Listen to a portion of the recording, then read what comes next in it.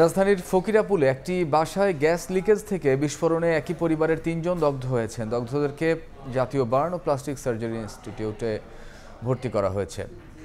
স্বজনরা জানান, বাসায় রান্না করেন, বিভিন্ন মেসে খাবার সরবরাহ করেন রোজিনা ও তার বোন কুলসুম। সকালে রান্নায় সিলিন্ডারে লিকেজ থেকে গ্যাস ছড়িয়ে পড়ে। লিকেজ বন্ধের চেষ্টা করার সময় হঠাৎ বিস্ফোরণে 2 বোন সহ 3 জন আহত হন। তাদের শরীরে সর্বোচ্চ 15% পুড়ে গেছে বলে জানান চিকিৎসক।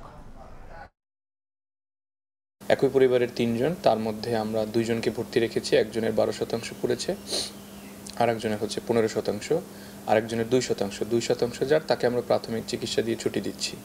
বাকি 2 জনকে রেখেছি। মাইনর বার্ন, বাট ওনাদের শ্বাসনালী পুড়েছে, যার জন্য 2 জন আশঙ্কাজনক অবস্থায় আছেন।